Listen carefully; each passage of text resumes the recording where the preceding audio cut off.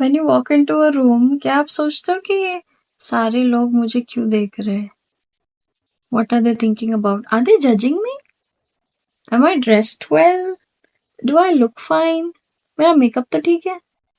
ऐसे तो सोचते ही होंगे। But look at the other perspective of it. क्या पता दूसरे लोग भी यही सोच रहे हैं कि कोई तो आया है, they must be looking at me, they will look at me, am I dressed well, is my makeup fine, do I look okay? क्या पता सामने वाला भी वही सोच रहा है जो आप सोच रहे हो। क्या पता सामने वाला ये सोच रहा है कि ओह वाह what style, I wish I had that.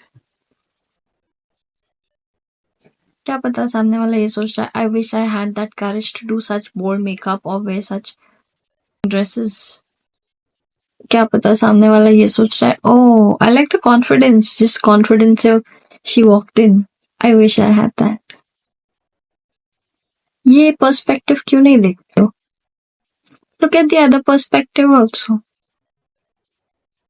क्या पता सामने वाला आपसे बात करना चाहता हो बट उसमें वो कॉन्फिडेंस नहीं है कि वो आके आपको अप्रोच करे, क्योंकि वो कहीं ना कहीं ये सोच रहा है मे बी यू विल जज दैट पर्सन, और आप भी वही सोच रहे हो, इसलिए आप किसी और से बात नहीं कर। हर कोई आपको जज करने के लिए नहीं देखता है, हर कोई आप पे क्रिटिसाइज करने के लिए, आपको मॉक करने के लिए नहीं देखता है।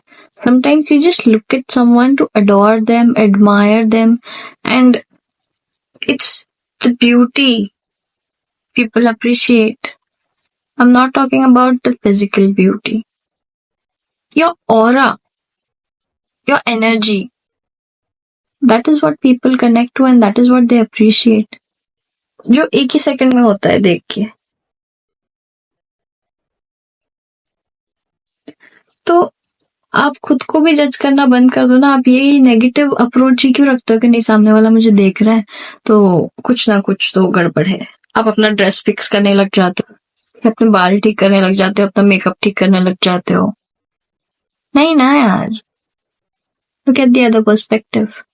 सिमिलरली जब हम अक्सर ये इंडियन फैमिलीज में अक्सर होता है कि we go to some occasion और सम फंक्शन एंड वहां पर आंटीज होती है एंड वी ऑलवेज लाइक यार इनके पास कुछ बात ही नहीं होती करने, so we run away the opposite direction. हाँ, इनके पास नहीं होती है बात। They've been housewives their lives, entire lives.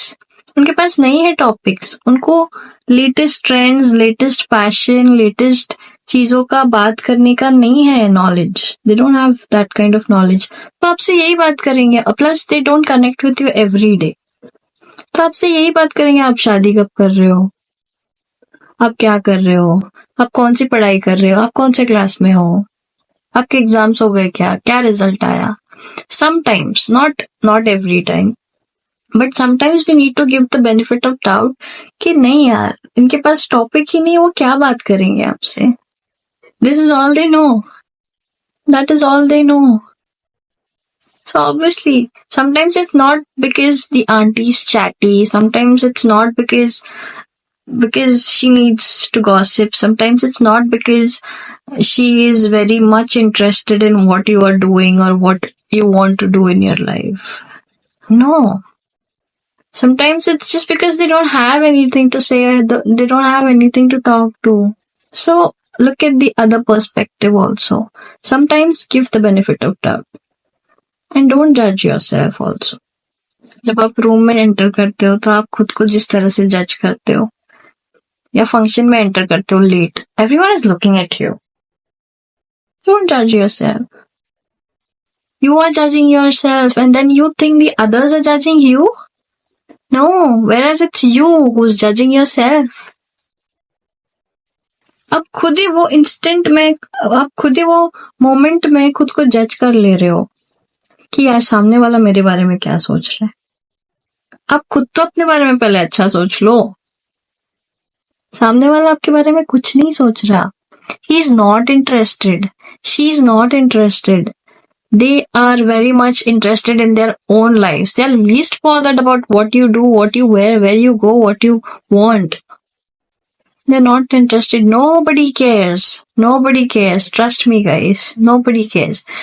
आप जितना टाइम उनके साथ रूम में हो for 10 minutes, they'll look at you, they'll talk to you. उतना time, the moment you walk away, you are out of their mind.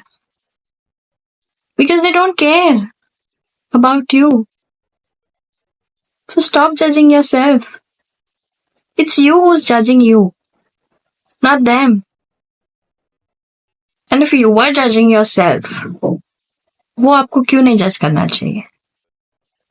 और फिर वो आपको जज करते हैं तो आपको बुरा लगता है. How is it fair? Don't you think so? So it's very important to look at the other perspective.